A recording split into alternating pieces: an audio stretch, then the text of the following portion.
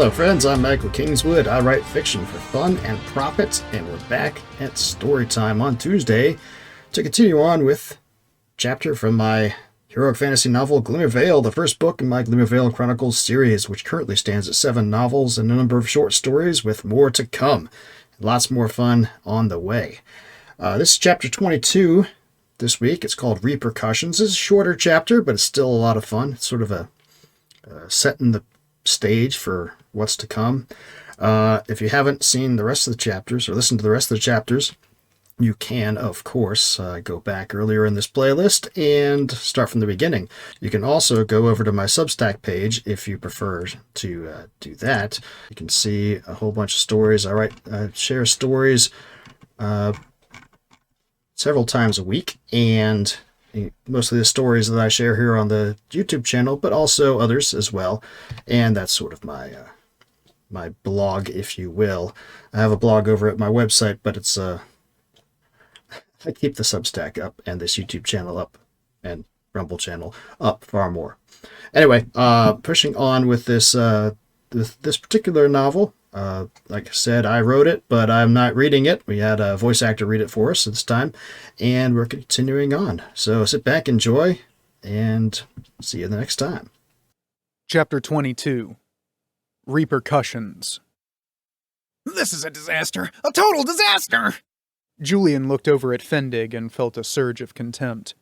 Ever since they received the news of what happened, he had been less than useless. He fidgeted, whined, and paced, but didn't actually contribute anything of use. It was clear why he was the deputy and Mallory was the man in charge. "Calm down, man," he said. "It's not as bad as all that. At least Gilroy made it back, so we know what happened." Fendig sniffed and turned away, clearly not encouraged at all. Julian just rolled his eyes.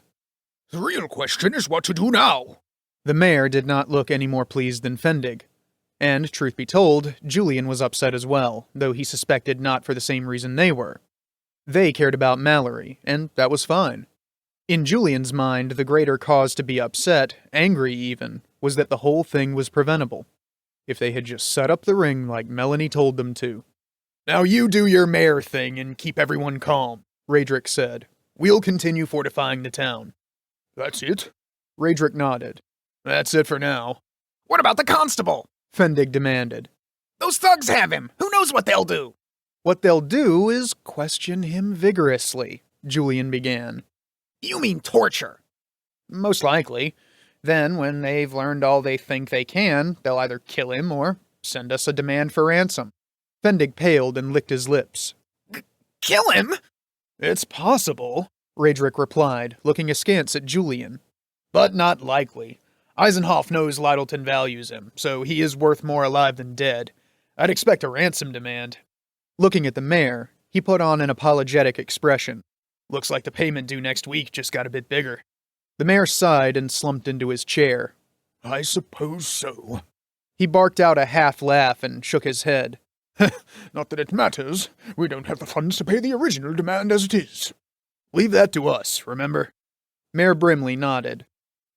The mayor's right, you know, Radric said as he and Julian left the town hall. About what? We need to do something else besides fortify. Julian shrugged. Hiram and Rolf are good shots. The others are becoming decent. Why don't we just attack? We were going to in a few days anyway. Radric shook his head. They'd kill Mallory for sure. And that will be his own damn fault. Bloody fool. They turned into the stable yard of the Orlock. The midday customers were beginning to roll in from the look of things. Pleasant odors wafted from the open windows to the kitchen, reminding Julian that it had been a long time since breakfast. He picked up the pace toward the taproom door, but froze as Radric grabbed his arm. Julian turned around to tell him to let go, but his friend suddenly wore a deadly serious expression. Moving in a bit closer, Radric spoke in a low tone of voice. Maybe not. He and Gilroy had the first shift, and they lit no fire. Even with Melanie's concealment circle incomplete, don't you think it was awfully convenient that Eisenhoff's men showed up right then? Julian frowned. He's not a fool. He probably has his men do sweeps every so often. Yes, but to find them so quickly, they could have been stationed on any one of a dozen hilltops nearby. Julian saw where he was going, and did not like it one bit. You think he's getting information from someone. Raedric nodded. It's the only explanation that makes sense. Someone told him where to look for our scouts and when. There's only a few people who knew the plan. I know. All right, I know what you're thinking. You're thinking, hey, Kingswood, I love that story. How can I buy your books? Great question. Here's the answer. Best way to buy my books is to come over to my site, michaelkingswood.com/store.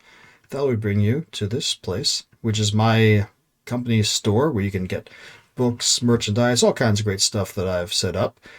And but you're wondering how it works. Well, here, let's check out Glimmer Chronicles, which is my heroic fantasy series that I've talked a lot about. If you haven't read it yet, you really should. It's a super fun series. Everything you would want. You should start with Glimmer, which is the first book. Come over here to Glimmer. It'll load up. Hey, look at that.